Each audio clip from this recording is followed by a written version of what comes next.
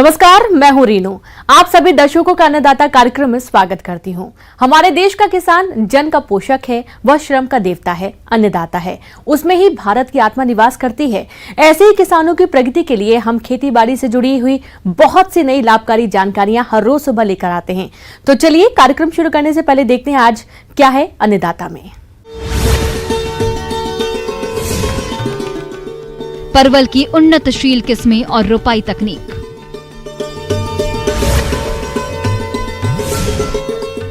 सुकर पालन से लाखों की आमदनी कमा रहे किसान की कहानी।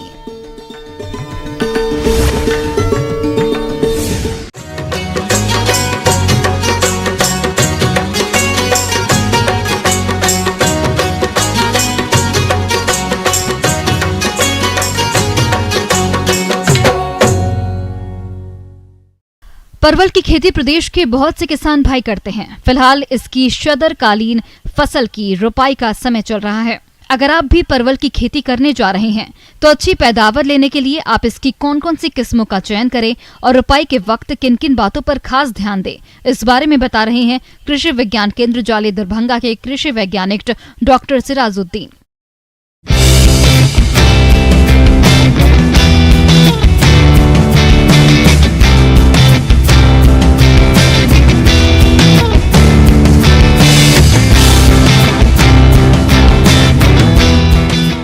जैसा कि आप देख ही रहे हैं कि अब और ये एक उपयुक्त समय माना जाता है परवल की खेती के लिए। और परवल की खेती से पहले कि कैसे लगाएं, उससे पहले ये जानना ज़रूरी है कि कौन से प्रभेदों का चयन करना है। तो जो अगर हम इस एरिया की बात करें जो नदर्न इंडिया है, तो हमारे पास राजेंद्र परवल 1 है, राजेंद्र परवल 2 है, हमारे पास स्वर्ण रेखा है, फिर हमारे पास स्वर्ण अलौकिक है, स्वर्ण सुरुचि है। ये जो प्रभेद हैं ये बहुत अच्छे माने गए हैं और इनकी उपज भी अच्छी पाई गई है।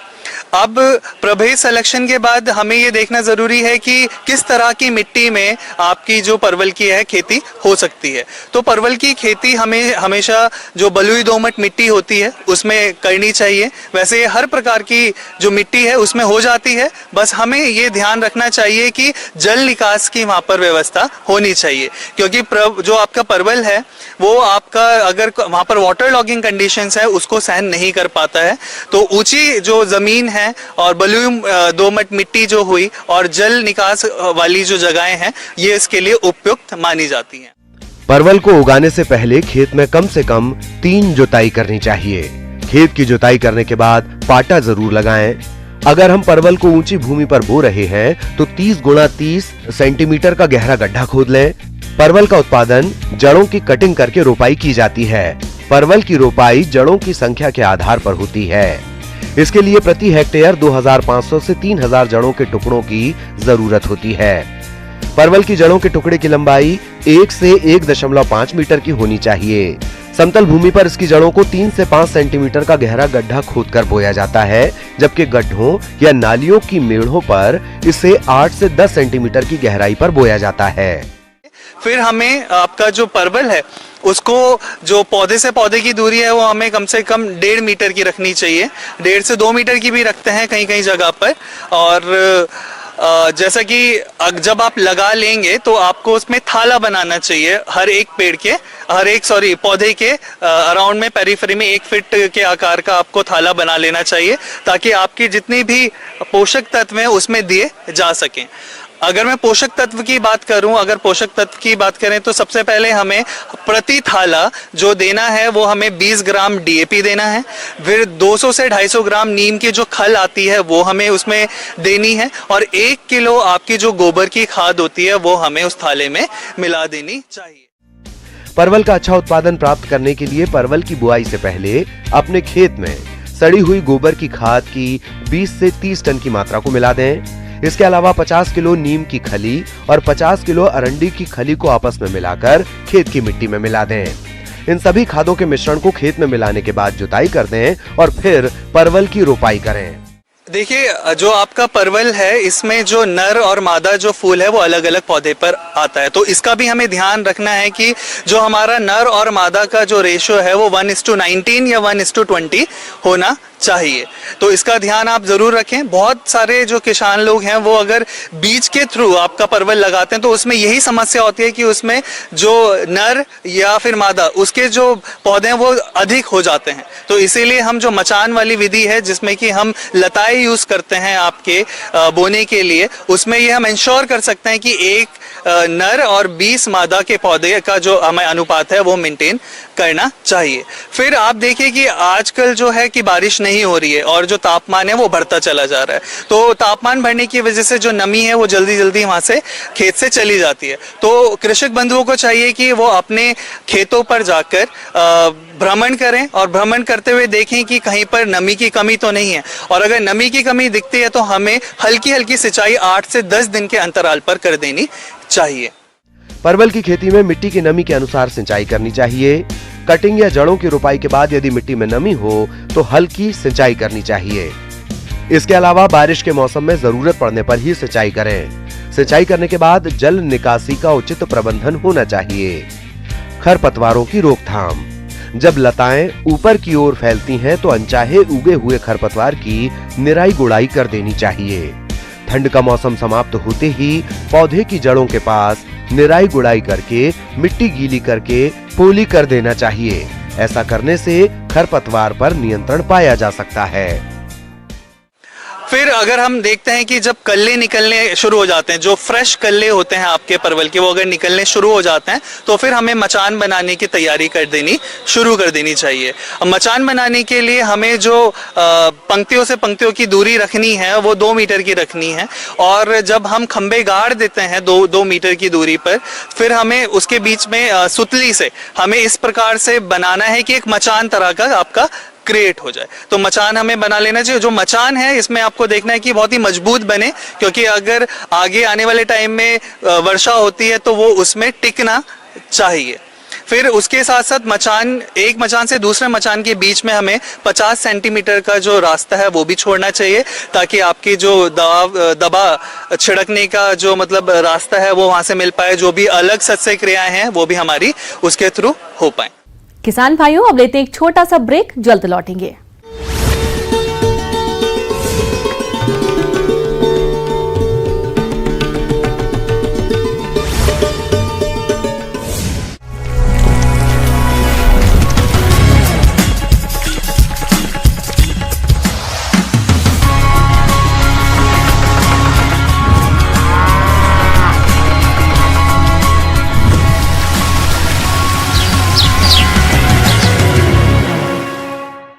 ब्रेक के बाद एक बार फिर से आप सभी दर्शकों का अन्नदाता में स्वागत है।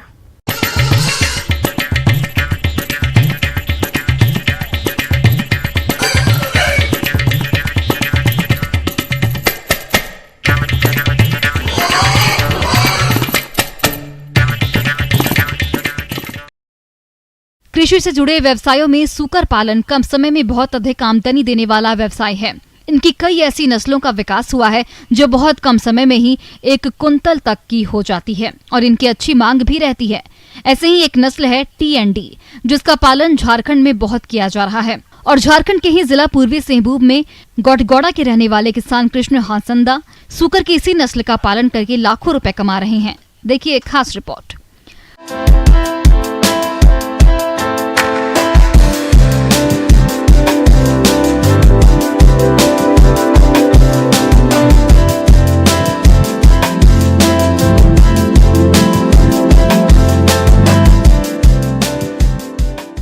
पिग फार्म करता हूँ। हमारे यहाँ अभी हमारे फार्म में 80 छोटा बड़ा मिला के 80 जानवर अभी है। 20 पीस कुछ दिन पहले बेच दिए हैं। और पहले हमको उतना सही से जानकारी नहीं था, ठीक से हम लोग प्रशिक्षण के अभाव से ठीक से नहीं करते थे। वैसे तो पहले बहुत पहले से ही करते थे, 2012-14 से करते थे, लेकिन यहाँ फार्म के तौर पर 2016 से शुरू किए हैं। अभी जो हमारे फार्म में वैरायटी है ये TND शुक्र है, जिसको अभी हम लोग झारसुक के नाम से भी जानते हैं। शुरू में हमारे पास 20 जानवर थे, मैंने मिला जुला, कुछ देसी भी था, कुछ ये सब। तो उस समय हमको विशेष मैंने प्रशिक्षण भी प्राप्त नहीं था, जिसके चलते हमको कई दिक्कत का सामना करना पड़ता था। प्रशिक्षण हमको कृषि विज्ञान केंद्र पूर्वी सिंहभूम जो हमारे दारीसाई में है, वहाँ से हमको प्रशिक्षण मिला है। वहाँ के हमारे डॉक्टर RM मिश्रा सर हम लोग को बारीकी से प्रशिक्षण दिए हैं। शुक्र का किस तरह प्रबंधन करेंगे, किस तरह कौन सा टाइम में बद्धीकरण करेंगे, सारी चीज़ हम लोग को बारीकी से बताई गई है। और कौन सा दवाई कौन सा टाइम में देना होगा, ये सब सारा प्रशिक्षण हम लोग को वहाँ से प्राप्त हुआ है। आज इनकी उन्नत नस्लों का विकास हो चुका है, जिनका वजन काफी तेजी से बढ़ता है और मांस की क्वालिटी भी अच्छी होती है। ये किसान झारसू नस्ल का पालन किए हैं, जो झारखंड प्रदेश के लिए बेहद ही अनुकूल है। शुरू में तो हमारे पास 20 जानवर थे शुरू में, लेकिन धीरे धीरे करके अभी 100 से पार कर गए थे, लेकिन कुछ तो हटा दिए हैं। जो सुअर पहले साल भर लगता था, वो अभी 7-8 महीना में 90 किलो से 100 किलो तक हो जाता है। इस तरह करके मैंने इसको करते हैं। अभी तो मैंने 100 तक ही है ना। मादा मैक्सिमम, एक मादी मैक्सिमम 7 बच्चा देती है। वैसे तो 12-11 तक हो जाता है, लेकिन इसका एवरेज 7 निश्चित है, 7 देगी ही देगी। जैसे साल में एक मादी से दो बार बच्चा ले लेते हैं। 20 को मादी है तो 7 दूने 140 को बच्चा हो जाता है एक ये में। तो साल में 140 280 हम बच्चा ले लेते हैं। 80 किलो 90 किलो तक हो जाता है तो इसको बेच देते हैं। 125 से 30 रुपया करके पिछले डेट में ले गया था। साल में मोटा मोटी 7 लाख का बेच देते हैं। उसमें से 2.5 लाख खर्चा हो जाता है। उसी में हमारा गाड़ी का भाड़ा है और 2 गो लेबर भी हैं, और साथ में जो भी खर्चा है मेडिसिन वगैरह आता है, ये सब है। ये सब मैंने 4.5 लाख रुपया साल में बचा लेते हैं। इनकी संख्या बेहद तेजी से बढ़ती है। एक मादा साल में 2 से 3 बार बच्चे देती है, लेकिन व्यावसायिक तौर पर 2 बार ही बच्चे लेना लाभदायक रहता है। इनके यहाँ फिलहाल नरमादा और बच्चों सहित 100 सूकर हैं, जिसमें से 20 मादाओं से बच्चे लेते हैं, जिनसे 2 ब्यांत में 280 बच्चे तक हो जाते हैं। इनमें से 10% बच्चों की बीमारियों और अन्य कारणों से मौत हो जाती है और लगभग 252 सूकरों में से 20 से 22 मादा और 2 नरों को छोड़कर अन्य सभी सूकरों की बिक्री कर देते हैं। एक सूकर का वजन लगभग 90 किलोग्राम तक का हो जाता है और एक सूकर 125 रुपए प्रति किलोग्राम के हिसाब से लगभग 11,000 रुपए में बिकता है, जिससे इनको लाखों की आय हो रही है। इधर उधर भटकने के बाद हमको सबसे अच्छा व्यवसाय कृषि व्यवसाय में यही सूकर पालन ही हमको अच्छा लगा और इसलिए हम इस व्यवसाय को चुने। हमारे जमशेदपुर के इर्द गिर्द कुछ और भी ऐसे फार्म हैं सारा। जैसे जमशेदपुर शहर में बहुत सारा होटल है, उस होटल का वेस्ट सब वो तो बेकार हो जाता है, इधर उधर फेंकने लगता है, वो सब भी सफाई हो जाता है और इसको भोजन भी हो जाता है। एक प्रकार का उसका भी काम हो गया, होटल का मालिक का भी, और हमारा जो व्यवसाय चल रहा है ये भी ये सुचारू रूप से हो जाता है। मैंने एक दूसरा का एक पूरक है, इसमें ज़्यादा पूंजी का इन्वेस्ट करने की भी ज़रूरत नहीं है। आप मान लिया एक मादी लेते हैं, 4 मादी एक मादा से शुरू कर सकते हैं, ये बेहतर है। और अभी तो और भी ऐसे ड्राई फ्रूट सब भी बन रहा है, जैसे एक तो नेपियर घास करके आता है, ये घास भी सुअर लोगन बड़ी चाव से खाते हैं। और मकई वगैरह ये सब खिला के भी अच्छा इसका ग्रोथ लिया जा सकता है। जैसे बीमारी देखा जाए तो 2 प्रकार ही बीमारी देखने को मिलता है अधिकतर, जैसे FMD और आपका ये स्वाइन फीवर का, ये 2 दवाई देना ज़रूरी है। जैसे FMD का साल में 2 बार देना चाहिए और स्वाइन फीवर का साल में एक बार वैक्सीन कर देना चाहिए। हम जैसे स्वाइन फीवर का वैक्सीन प्राय हम ठंडा में देते हैं और FMD का वही साल में 2 बार। ये 2 प्रमुख बीमारी है, इसको ठीक से ध्यान देने से ही इसमें हम अच्छे कर लेते हैं। जैसे खुजली बीमारी सब के लिए हिमेक्स वगैरह है, इससे उसको ट्रीटमेंट कर देते हैं। जहाँ खुजली हो गया तो उसको लगा के उसको अच्छी तरह शरीर में रगड़ देते हैं, तो इसमें खुजली वाला बीमारी वो ख़त्म हो जाएगा। और बच्चा का जो एक तो तीसरा दिन में आयरन का ये करते हैं, इंजेक्शन देते हैं, उसमें फेरिटॉक्स करके एक तो दवाई आता है। तीसरा दिन जन्म होने के बाद तीसरा दिन और उधर 14 दिन में 2 बार कर देते हैं, उसमें वो ग्रोथ अच्छा ले लेता है। यही सब बीमारी में खास ज़्यादा नहीं है। और साफ़ सफाई में ज़्यादा ध्यान देते हैं, जैसे समय समय में फेनल से भी छिड़काव करते हैं, समय समय ब्लीचिंग पाउडर का छिड़काव करते हैं, सप्ताह में 1 बार 2 बार। जितना साफ रखिएगा बीमारी उतना कम होगा। जब बच्चा देती है मादी, उस समय थोड़ा ध्यान रखना पड़ता है कहीं उसको दबे ना, उस समय हम ध्यान देते हैं। उस समय फार्म में एनी टाइम रहते हैं, देखते हैं कहीं बच्चा दे तो कहीं दब तो नहीं गया। मादी में दूध का प्रॉब्लम हो गया तो उस समय दूध भी खिलाते हैं अलग से। सूकर पालन में आवास बेहद ही महत्व रखता है, इसीलिए इनके रहने के लिए अच्छी जगह होनी चाहिए जहां अच्छी तरह से ये घूम सकें।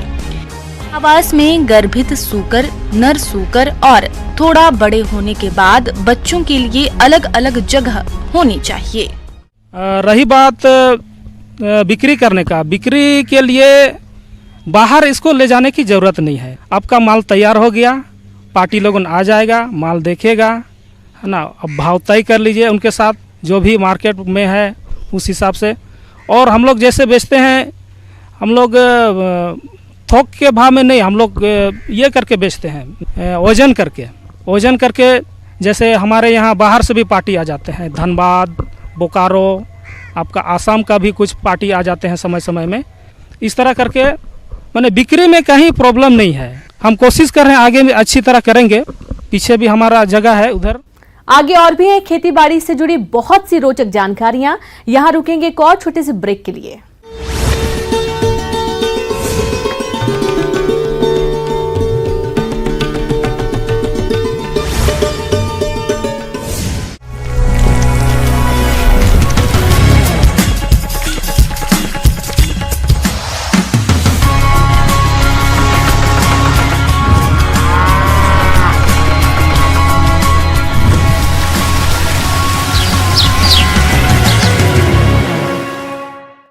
ब्रेक के बाद एक बार फिर से आप सभी दर्शकों का अन्नदाता कार्यक्रम में स्वागत है।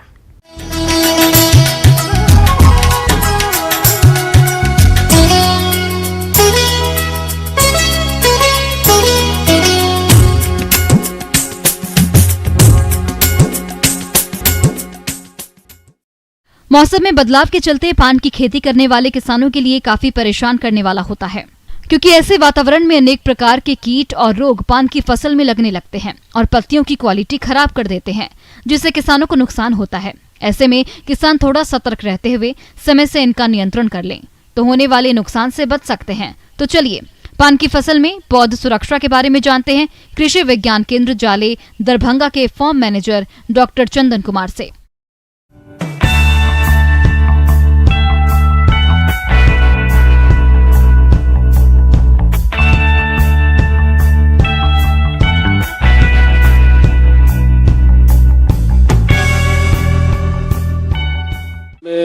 किसान भाइयों, जो ये फफूंद जनित बीमारियों और कीटों का जो है सो प्रकोप जो है सो देखा जाता है। अधिकतर ये बरसात के समय जो है सो ज़्यादा ये कीट का प्रयोग प्रकोप देखा जाता है। इसमें जो है सो पहला जो फफूंद जनित बीमारी है वो है पौध गलन रोग जिसको कहते हैं। इसमें ये फफूंद जनित बीमारियों से होता है, पत्तियों पर जो है भूरे रंग के जो है धब्बे बन जाते हैं। तना गलन रोग ये भी फफूंद जनित रोग है। इससे पौधों की जड़ों के ऊपर तने वाले भाग पर सड़न शुरू हो जाती है। इसके प्रकोप से पौधे बहुत ही कम समय में मुरझाकर नष्ट हो जाते हैं। इसी प्रकार पान की फसल में ग्रीवा गलन या गंदली रोग का प्रकोप होता है। ये भी फफूंदी जनित रोग है। इसके प्रकोप से बेलों में गहरे घाव विकसित होते हैं और पत्ते पीले पड़ जाते हैं और फसल तेजी से सूखने लगती है। ये रोग जनित पत्तियों को जो है सो हम लोग अगर नष्ट कर दे तो इस रोग से जो है बहुत हद तक जो है सो बचाव किया जा सकता है। उसके बाद इसमें जो है 0.5% जो है सो बॉर्डेक्स मिक्सचर का जो है स्प्रे कर सकते हैं। इस रोग के रोकथाम के लिए जो है सो जहाँ किसान भाई पान लगाए हुए हैं वहाँ जो है सो जल निकासी की उचित व्यवस्था करें और इसके रोकथाम के लिए जो है सो सॉइल में बॉर्डेक्स मिक्सचर का जो है ड्रेंचिंग कर सकते हैं। उसके बाद एक रोग है पुर्निल आसित रोग। ये भी फफूंद जनित रोग है। ये छोटे सफ़ेद धब्बे के रूप में जो है सो पत्तियों पे दिखता है। इसके उपचार के लिए जो है हम लोग गंधक का जो है सो प्रयोग कर सकते हैं। और एक रोग है कि पर्णचित्ती रोग देखा गया है, उसमें वो भी फफूंद जनित भी रोग है। इसके लिए जो है सो छोटे जो है काले धब्बे के रूप में जो है सो ये दिखता है पत्तियों पे। इसके उपचार के लिए जो है बेविस्टिन जो है हम लोग 2 ग्राम जो है सो प्रति लीटर पानी में घोल बना के जो है स्प्रे कर सकते हैं। इन रोगों की रोकथाम के लिए बरीजों में जल निकासी की उचित व्यवस्था करें। बरीजों में से रोगी पौधों को जड़ सहित उखाड़ कर नष्ट कर दे। साथ ही बोड्रो मिश्रण में भूमि संशोधन करें।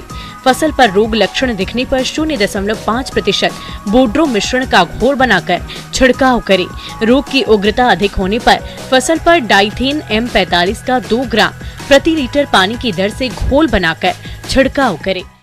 उसके अलावा जो पान के फसल में कुछ कीटों का प्रकोप देखा गया है, इसमें फिर मीली बग लगता है। पत्तियों पे जो है सो व्हाइट कलर का जो है सो कीट दिखेगा। पान की फसल में मिली बग कीट प्रकोप भी होता है। ये कीट हल्के सफेद रंग का अंडाकार आकार का होता है। इसकी लंबाई 5 सेंटीमीटर होती है, जो सफेद चूर्णी आवरण से ढका होता है। यह कीट समूह में होता है और पान के पत्तों और पौधों के कोमल भागों का रस चूसकर नुकसान पहुंचाते हैं। इस कीट का सर्वाधिक प्रकोप वर्षा काल में होता है। इससे पान के फसल को काफी नुकसान होता है। सफेद मक्खी कीट, ये कीट भी पान की पत्तियों का रस चूसती है। इसके प्रकोप से पान बेल का विकास रुक जाता है और पत्ते हरी माहीन होकर बेकार हो जाते हैं। बीटल बाइन बग, ये कीट जून से अक्टूबर माह के मध्य दिखाई देता है। ये कीट पान के पत्तों को खाता है तथा पत्तों पर छिद्र बनाता है। ये पान के शिराओं के बीच के उत्तकों को खा जाता है, जिससे पत्तों में कुतलन या सिकुड़न आती है और अंत में बेल सूख जाती है। इन कीटों की रोकथाम के लिए नीम का तेल 5 मिलीलीटर प्रति लीटर पानी में घोलकर छिड़काव करें। साथ ही फसलों के बीच चिपचिपे प्रपंच लगा दें ताकि कीट इनमें फंस जाए। रस चूसक कीटों का अधिक प्रकोप होने की दशा में मेलाथियन 1 मिलीलीटर प्रति लीटर पानी में घोलकर छिड़काव करें। इसके अलावा 0.02% रोगार या डेमोक्रान का छिड़काव पत्तों पर करें। इसके लिए जो है सो हम लोग मालाथियन डस्ट का जो है सो पत्तियों पे स्प्रे कर सकते हैं। इसके अलावा किसान भाई जो पान जहाँ लगाते हैं वहाँ जो है जल निकासी की उचित व्यवस्था रखें और बार बार अपने जो है सो पान जहाँ लगाए हुए वहाँ पे बार बार जाके जो देखते रहें। किसी प्रकार का रोग और कीट अगर दिखे तो निकटतम कृषि विज्ञान केंद्र में संपर्क कर सकते हैं।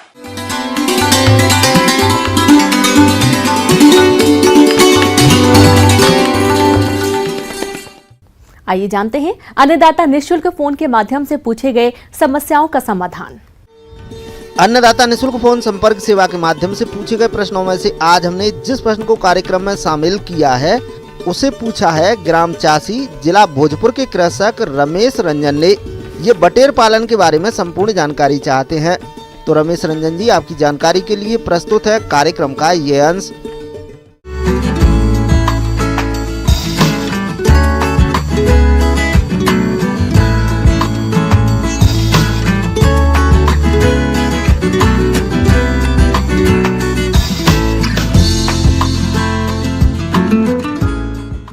नमस्कार किसान भाइयों, आज हम बटेर पालन पर बात करेंगे।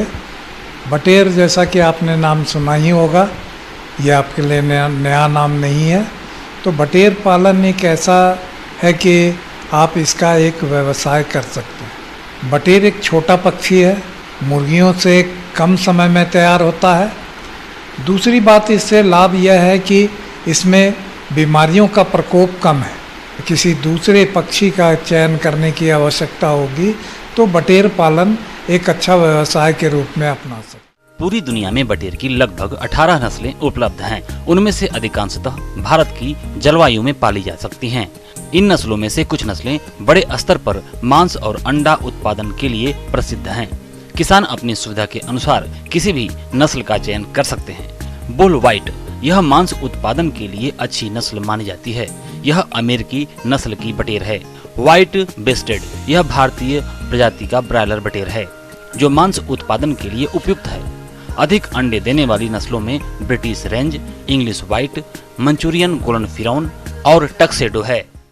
बटेर जैसा कि आप जानते हैं, भारतवर्ष के अंदर बटेर पालन का व्यवसाय के लिए हमारा पक्षी अनुसंधान केंद्र इज्जत नगर से चूजा का केल मंगाने का। तो चूजा तो हर बार आप चूजा इज्जत नगर से जाकर ला नहीं सकते हैं, तो वैसी स्थिति में आप इसका पेरेंट का स्टॉक का अंडा आप वहाँ से ले आए। हैचिंग अगर अपने यहाँ कराते हैं तभी आपको बटेर पालन का सही लाभ मिल सके। दूसरी बात क्या है कि आप जैसे मुर्गियों का ब्रूडिंग करते हैं उसी प्रकार से इसका भी चूजे आने के बाद इसे भी ब्रूडिंग करने की ज़रूरत होगी। और ब्रूडिंग करने में आपको ये सावधानी रखनी पड़ेगी कि ये इसके बच्चे चूजे जो होते हैं वो सिर्फ 7 ग्राम के होते हैं। इनका प्रबंधन अच्छी तरीके से करने की ज़रूरत है, क्योंकि अगर आप चूजे बचा पाएंगे तभी आपको आगे चलकर लाभ होगा। और आपके खान पान की व्यवस्था में इस चीज़ का विशेष ध्यान रखना है कि इसे थोड़ा प्रोटीन की मात्रा आप बढ़ा करके दें, जैसे कि हम लोग खल्ली देते हैं या मछली का चूर्ण देते हैं, तो इन चीज़ों की मात्रा बढ़ी हुई होनी चाहिए। थोड़ी मुर्गियों के दाना से ज़्यादा होना चाहिए ताकि इनका बढ़वारी अच्छी तरीके से हो सके। बटेर आकार में छोटे होते हैं और उन्हें आवास के लिए कम जगह की आवश्यकता होती है। बटेर जल्दी तैयार हो जाते हैं। मादा बटेर 6 से 7 सप्ताह में अंडे देना शुरू कर देती है और बटेर बाजार में 5 सप्ताह बाद बेचने योग्य तैयार हो जाते हैं। एक मादा बटेर 1 साल में लगभग 250 से 300 तक अंडे दे देती है। और इसके बाजार में भी आपको बाजार में प्रबंधन में भी आपको किसी प्रकार की कोई दिक्कत नहीं है। तो मैं समझता हूँ कि आप बटेर पालन से जुड़ करके आप मुर्गियों से भी ज़्यादा अच्छे तरह से लाभ ले सकते हैं। किसान भाइयों, कृषि संबंधित समस्या और सुझावों के लिए आप हमें इस पते पर संपर्क कर सकते हैं। प्रोड्यूसर अन्नदाता news 18 Bihar Jharkhand, Ramoji film city Hyderabad 501512। साथ ही आप हमें ईमेल भी कर सकते हैं। हमारा ईमेल है p18annadatabihar@nw18.com। इसके अतिरिक्त आप हमें निःशुल्क हेल्पलाइन नंबर 1800889216 पर सोमवार से शनिवार सुबह 10 बजे से शाम 4 बजे के बीच संपर्क कर सकते हैं। अब समय हो रहा है आपसे विदा लेने का। कल फिर मुलाकात होगी कृषि से जुड़ी महत्वपूर्ण जानकारियों के साथ। नमस्कार।